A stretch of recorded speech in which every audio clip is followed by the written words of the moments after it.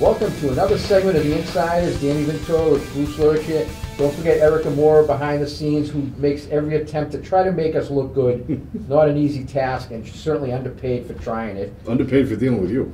Well, I would agree with that. My wife would second that. So, but let's go on to football here. Bruce, Friday night, I'm sure if anyone had said you can take Marblehead and you get 35 points, I'm sure everyone in America would have said, I'm taking that bet. Yeah, I mean, Tewksbury had to be pretty happy with the way they played, Danny. 1 through 11, or 1 through 22, I should say, on both sides of the ball. Just a dominating performance. Running game couldn't be stopped. Jimmy Hurdle, big day with 3 touchdowns. James Sullivan, both of them had over 130 yards. Defensively, they were so tough. That front seven just dominated the game and really didn't allow Marblehead to get much of anything going in that game. So I sent you to one 35-point route, to another one on Saturday, St. John's Prep Central Catholic. I mean, as I wrote in today's paper, it's certainly their kryptonite, and it certainly has been for Central Catholic, who's had a great year, -2 games. Unfortunately, it's the 2 they're going to remember, courtesy of these guys. Yeah, Cronin Stadium is a little bit of a house of horrors for Central Catholic the last couple of years, and especially this year. They turned the ball over 3 times in a row in the second quarter, and that really stalled all the momentum that they had. Meanwhile, on the prep side, I mean, they're just clicking on all cylinders, both sides of the ball, very similar to Tewksbury. Cody Harwood, another monster day. He was right up around 200 yards.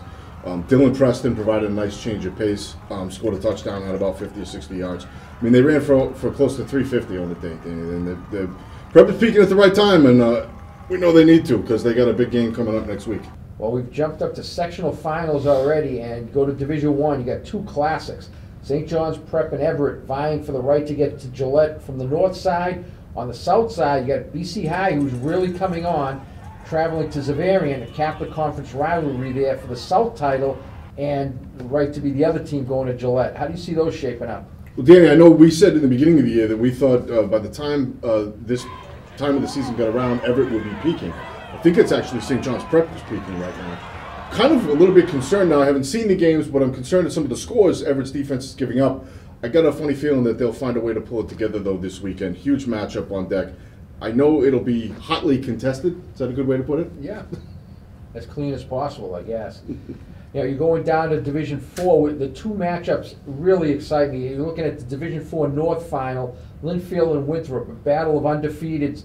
And it's not, Linfield's got an outstanding team, and they're going to really be tested going into Miller Field on a Friday night, which, as somebody who lives nearby, is never a good place to go on a Friday night in November with the wind and the cold. Then you go down to the other side where you got Middleborough and Holliston, another battle of undefeateds, teams that certainly can put points on the board.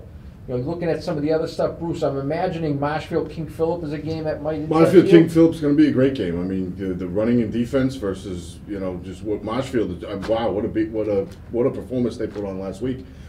There's a few matchups here. Let's not sleep on this BC High Xaverian game. BC High is playing very well right now, about as well as they have all season.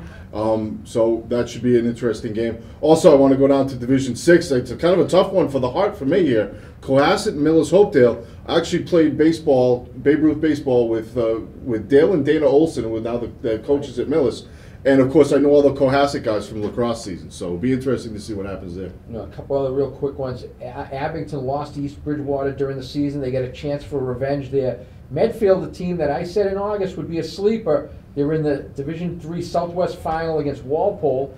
And then you've got Tewksbury-Masco, a terrific matchup, and Haverhill North Andover is also a rematch of a regular season contest won by North Andover. That's it for the Insiders. With Bruce Lurch, Danny Ventura. We'll see you next week right here.